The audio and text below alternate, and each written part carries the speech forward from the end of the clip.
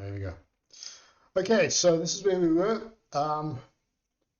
So I need just that dimension there. That gives that curve, and then I need a frequency, right? So here we need between a common point that you will get for all of these 1, 2, 3, 4, 5 pieces. Okay, so that would be, you can go between that line and that line.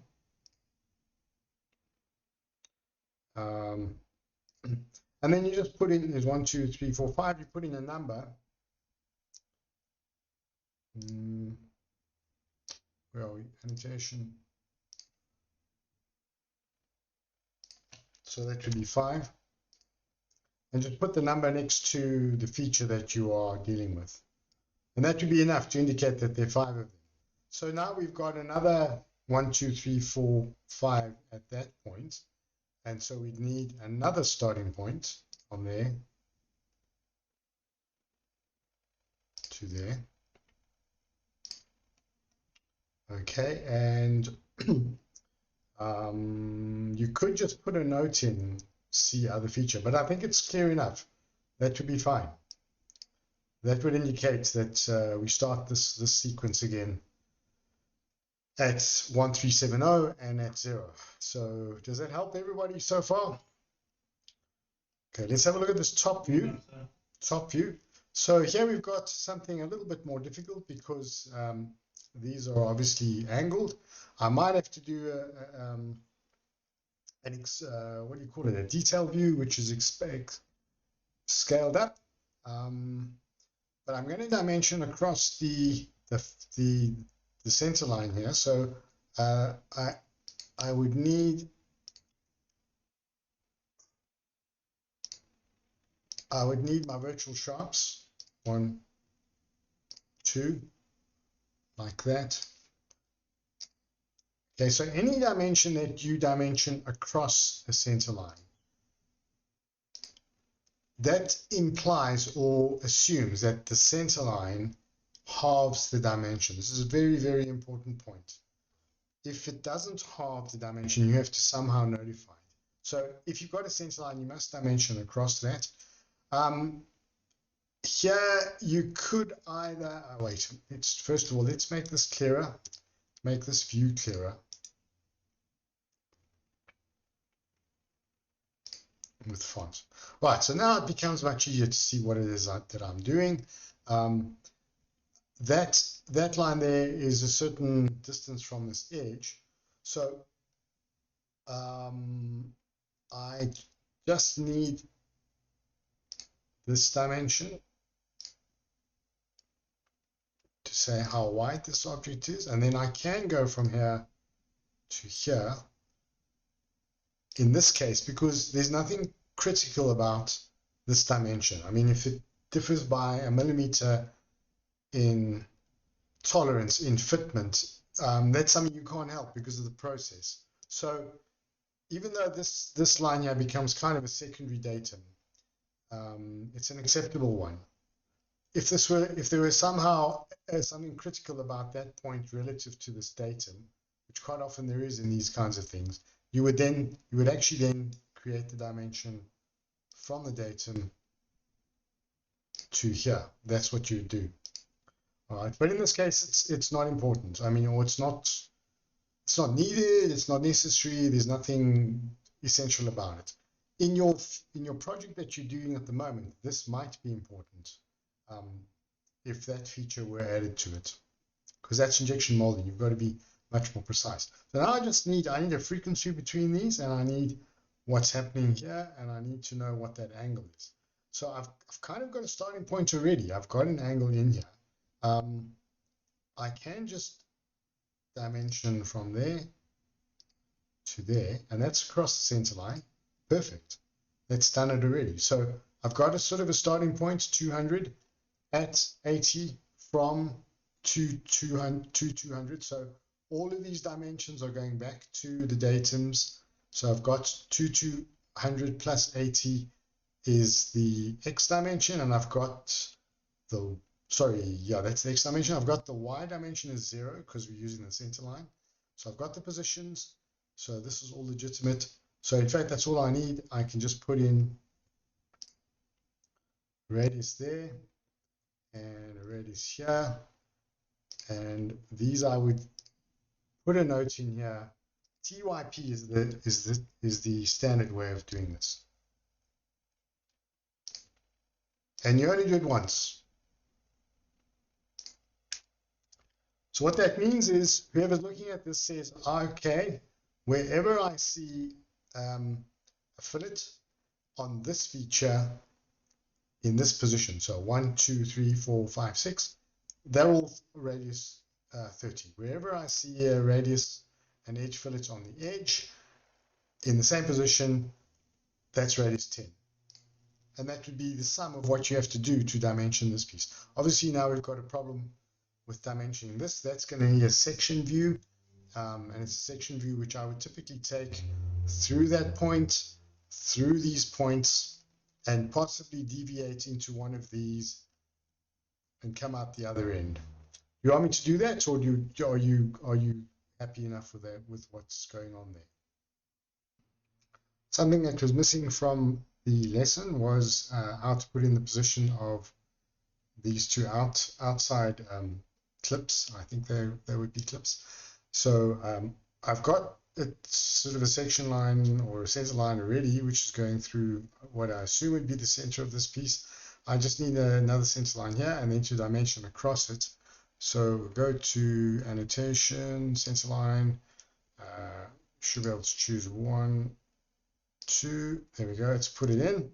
So I just drag this out and drag it across a little bit to make it obvious. And then dimension between there and there, 600. And so we'll say driven is fine. And then I noticed that none of my dimensions had the trailing zero. So we just need to check up on that. If it's not showing the trailing zeros, you need to go to your options, document properties. Here's the standard. That's cool. It's loaded, but obviously it's not showing what it should. So go down to dimensions under drafting standard, and then have a look in trailing zeros. Here's zeros, leading zeros show, trailing zeros. If it says remove, just change that to show, and then go back up to the drafting standard. And with that ISO modified SW2020 showing, say save to external file and overwrite the old one.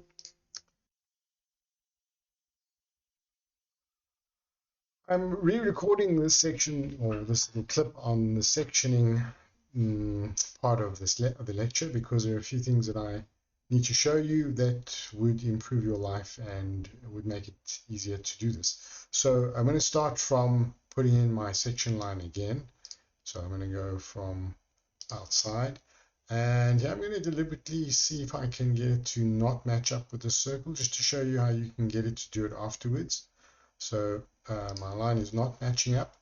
I wanted to pull it through a number of these little blocks just to show we can see the spacing. Then here it's going to line up again with that line. That's okay. Whoops. Okay, that's gone into arc mode. Just click on the end again.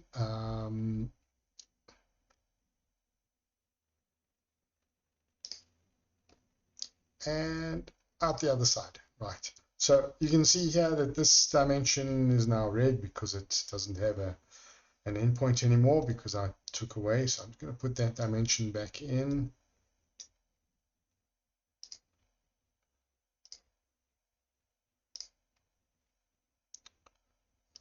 Okay. Right, so now to this little problem of getting this line to line up. First, I want to make sure that that line is vertical. Okay, so at the moment, you'll see that that line and this line are independent. I want them to be collinear, so that if I move the one, the other one moves with it. And then I want to make sure that absolutely certain that this line cuts through the center of the circle. Otherwise, I'm not getting a true view, and the dimensions I get will not be accurate. So what you do is you just grab the end of the nearest part of the line and you drag your mouse across to one of the quadrants, and you'll see it'll snap to the quadrant. Then you can pull it back again and let go. And this should now, oops, isn't quite. So let's try that again.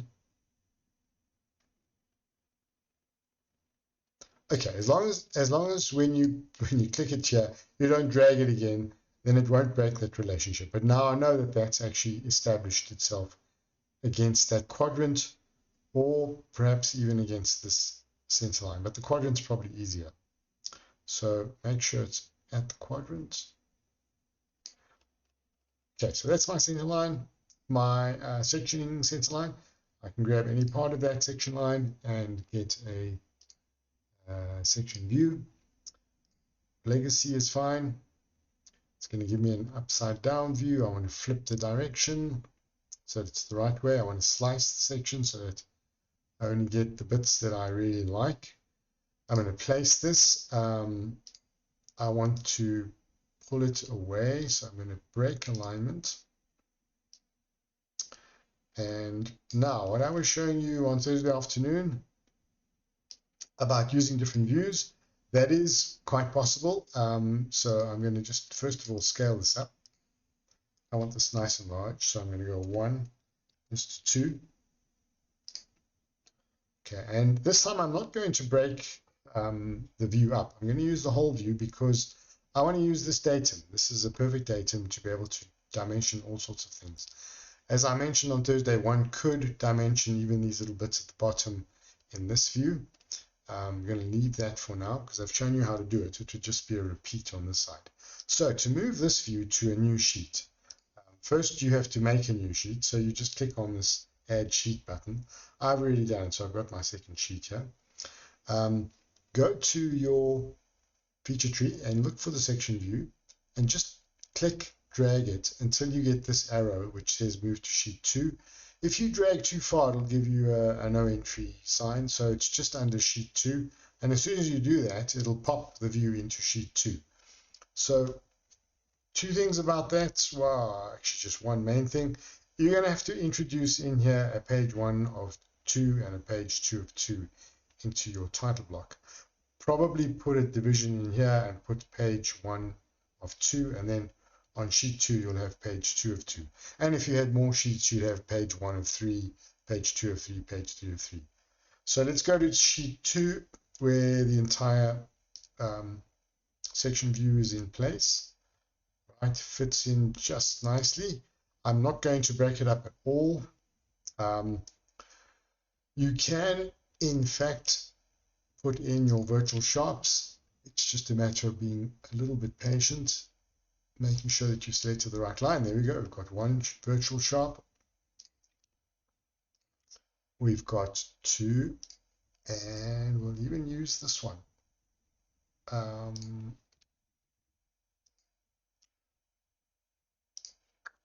Perfect. So now I've got all sorts of advantages. In fact, I'm going to have to break this up because I'm running out of space on the left and the right. So click on the view, go to was it view layout, break view.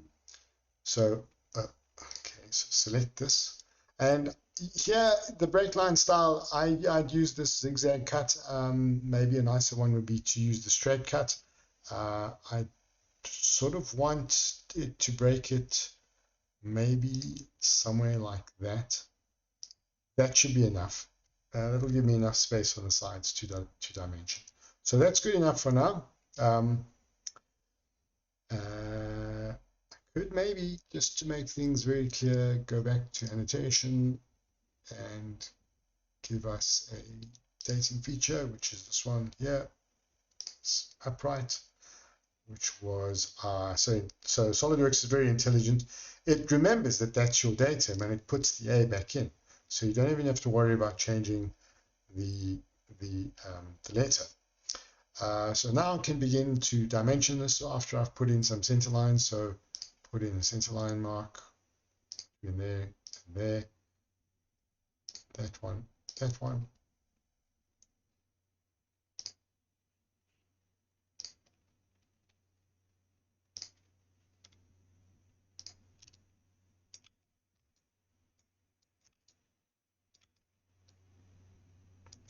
And lastly, this little through hole.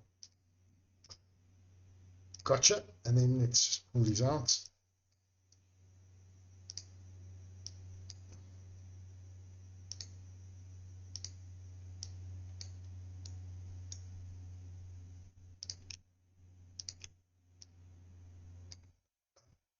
Can't do them both at once, unfortunately. Right, so now we're good to go. We need to go from that point to that point, and then we can either go from that point to these. I think that would make sense because this is like a flat top. And then we need to go from that point to that point, and then from that point to there and that point to there. So I'm saying this is and there's a lot. So let's just do it a little bit easier. So from our datum to this position mark, that's 1. From this datum to that one, that's 2. So now we've got the positions marked. We can dimension if we want to, but we don't need to. That I'm going to leave up to you. So I'm going to go from here to the center, which is all that I need. Okay, and back to that point to start it. So from there to there. This could actually be between centers because this is not, these centers are not critical, although maybe they are. I don't know. It depends on your design intent. So from there to there.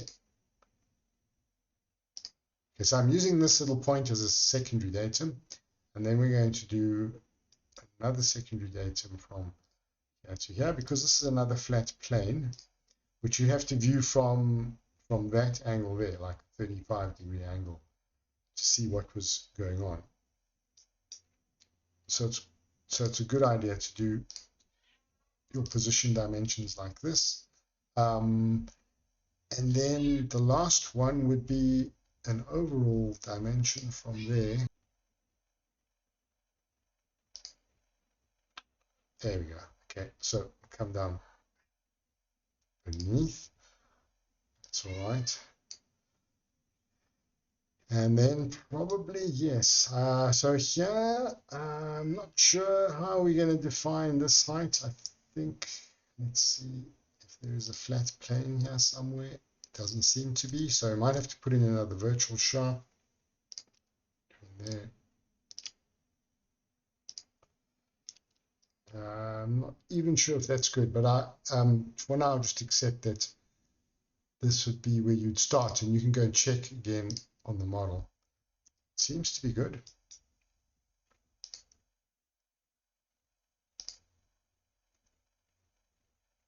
Seems sort of all right. All right, so from there, I can go at this height. So that gives me the hole depth, if you will, or the countersink depth, height. I'm just staying with this so that I can get this done efficiently. So that's a diameter, good. And then this is another diameter. And notice I'm pulling my dimensions out either side so that I get as few crossed lines as possible. We could dimension this angle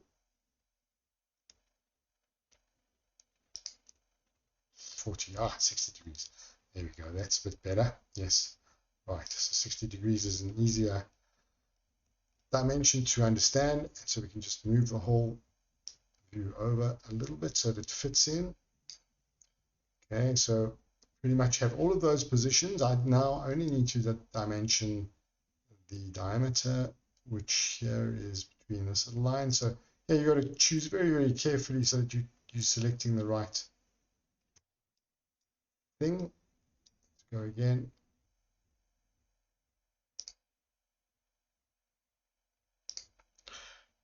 Seems to be right. Nice round figure. Let's pull that out. And then this one here would be on a pitch circle diameter. So I'm just going to put in a hole size for now. And then a depth from there to there,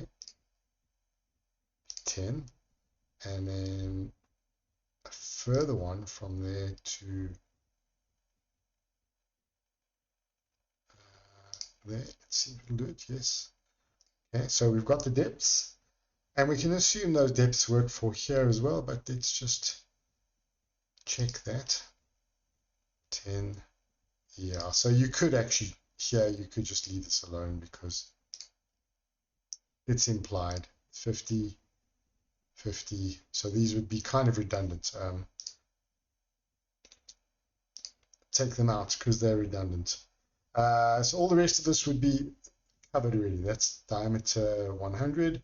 What we don't have is between those two center lines there. We can put that into the top view. Let's just go and have a look. Top view. So what I need here is a pitch circle diameter. In other words, a circle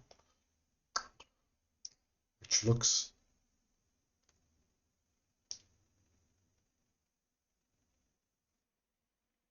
okay. Make sure that you click on one of these circles before you click out. Say OK. Otherwise it will disappear. So you just need to change that line to a construction line, which there we go for construction. All right, and so we'll label that as diameter 85. It's apparent that it's a pitch circle diameter, so I'm not going to label it. And then you can just label these holes like this. So you can say 4 holes and equispaced is the word to use here. Equispaced. So equispaced means obviously that they're equally spaced on this diameter of 85, and that would then apply to all of these little indentations. So I don't need to then dimension that whole width. You've got it already, so let's take it out just to make sure. So it's all pretty much covered. The only thing we haven't done here is what the spacing is on these this little pattern. So I'm going to go from, okay, so you have to zoom in here, 5, and I'm going to give that a note. What is the right word? Slot.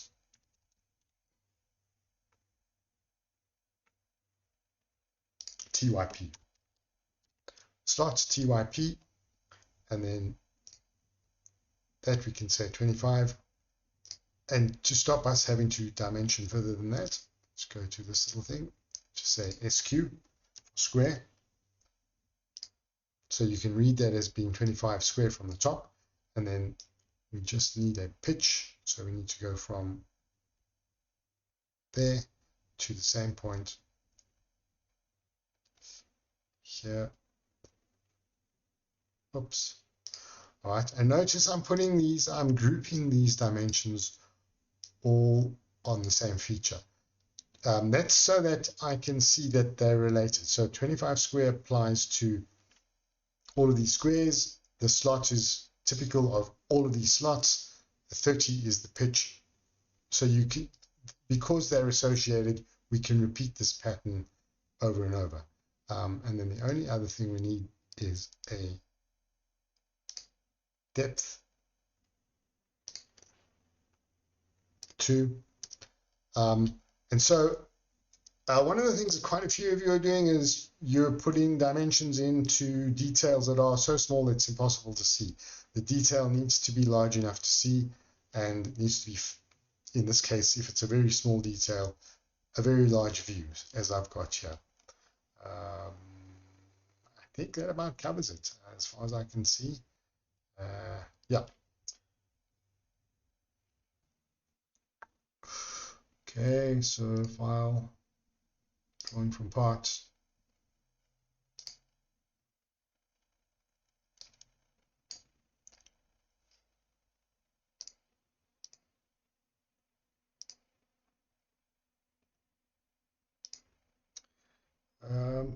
Yes, I keep forgetting. You just type this in. I think 1 to 5.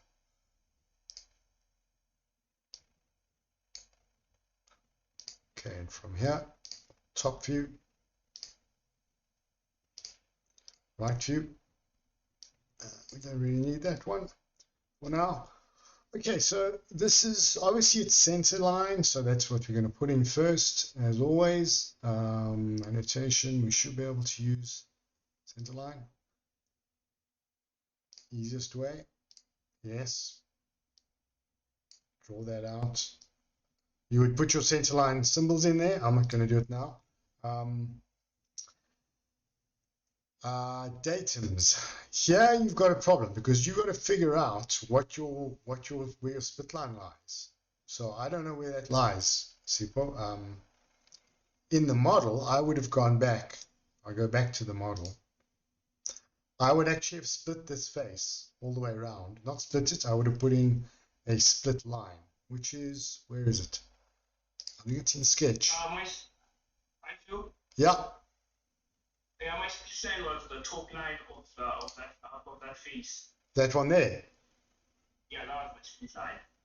Yeah. Good luck molding that. It's going to be a problem. You need a little bit of land. You need a little bit of flat to do that. So you typically that wouldn't be. You would design this differently, so you didn't use that. But all right, so we can use that. Yeah, we did manage to demold. Huh? No, of course you can demold. Listen, what you can do on the computer isn't what you can do in real life. In real life, the mold maker is not going to like it that much if you go from an edge fillet straight into demolding. It's better to put it somewhere in the middle. Okay, but you guys don't know that. But typically, it's doable, but it's not the best solution. You would typically get your line to cut through there, go up a little bit around the front. You would have an odd shaped split line. So that's what you would do. Then it would be a more complicated model, and that's the sequence there. Well, it would be more complicated, and then it would be even better. Yeah, is that what you're saying? All right, so that's your one datum. Your other datum was this one here.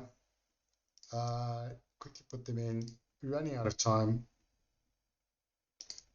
So that's drag your datums out, by the way. Don't leave them get them out of the way. Make them nice and kind of obvious that they're out of the way, pointing to what you want to do. Don't put them inside where all the dimensions are. These are pointers to important features that you need to reference. We don't want them hidden by other dimensions. Okay, so here we've got a shape. First off, I think I must get you guys to default to tangent edge being tangent edges with font. Much better. Now you can see what you may dimension and may not dimension. Right, so here's a bit of a problem, is that we need to dimension those curves. So essentially we're going to need a section view. So quickly put in the section view, see if we can get this done. Where is it? Drawing, section view. Section view. Come on. Am I broken out section? I'm missing something. Nope. My brain has just gone to sludge. Why? What's going on? Section view. There we go. Okay, so one thing I've also noticed, some of you put section views like next to the center line. If it's going to be on the center line, make it on the center line. Make sure it lines up with the center line exactly. You might have to go to the line and those two and make them collinear.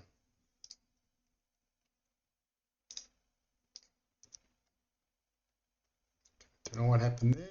Seems section view. Okay, right. Okay, I'm not going to do all of the breakout thing. Yeah, we would need a section view. So here's the problem, is that to describe these curves, which kind of describe the silhouette, that's quite complex. You'd have to find a high point, like I'm assuming that this face here that I'm pointing to would be a sort of a flat that describes that piece. So your section line might have to go through that piece there, and then you would describe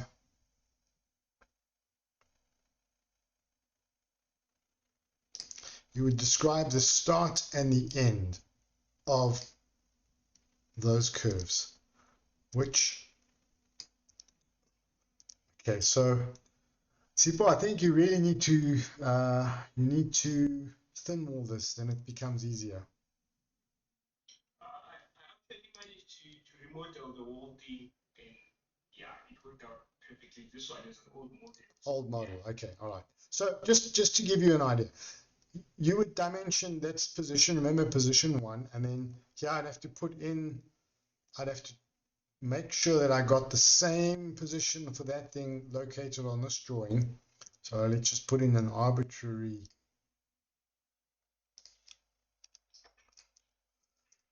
Okay, so let's assume that's my datum from there to that same point. And I have shown you this before, but to reiterate, when you have curves, you got to dimension the start and the end of the curve. Okay, yeah, it's really tricky. I don't know which curve it is that I should be doing, but you would have to get a section view to do that. So that's that one.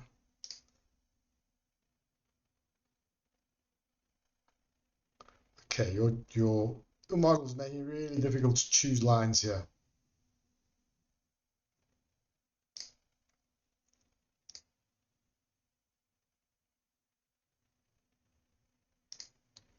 So I'm not going to do this for all of them. Please also, when you do a radius, don't do this like that. Radius 800 must point to the radius 800. If I see this drawing, I think that radius 800 is pointing to some other line. Make sure it points to the actual thing, not to some other one. So that's what you would do. Then you would continue with all of the complex radii that are in this drawing. You have to make sure that these are all pointing to the same point. Like, I'm not sure that they are. Let's put in a point. Yeah, they are. Okay. So I can see that they're linking. So maybe a good idea would be to actually put the points in at where the radii start and finish, and use those points to dimension to. Obviously, this is way too complex for me to deal with in any more detail than that. But this would require multiple sheets to dimension, because you actually have to do a section through once, twice, maybe there's a few other places. You might have to do 3 or 4 sections and dimension each section to try and get the full picture of what's going on here. Okay, I think that's about it for today. Are you guys, does that help? Yeah, Any other questions? I'm glad it helps, by the way. it's just an advice. Keep it simple all the time. Yeah. All right. So just a quick note. With something like what Sifo's done here and a few others, Vian's is quite complex as well.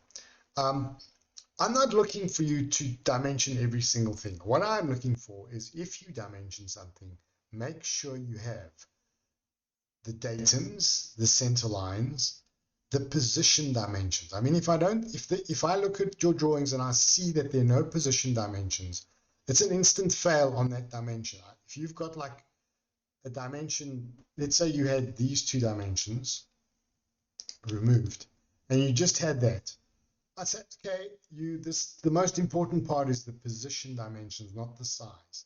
I mean, this is also important, but if you don't have the position dimensions, you can't place the thing. Does that make sense? So whatever it is that you dimension, please make sure you put the position dimensions in first, and then you put the size dimensions. And always make sure that there are at least 2 position dimensions for everything that you're doing. Okay, sorry, I'm harping on about it, but it's kind of it's the beginning and the end of dimensioning. Everything kind of relates to position. If you can put the position in, you can do anything you want. Okay. Thanks, guys. So, yeah, I'm going to be speaking to those who are falling behind. I'm going to see if I can set up meetings. I keep promising that and I never get around to it, but I will be doing that now. Right now, I'm going to try and do that. And then the rest of the year, we'll be doing revision. Are you all still here? I think so. Yep. Okay. Yes. Okay, right. So I think that's it for this week. I will see you next week, and I'll update my brief to you as well.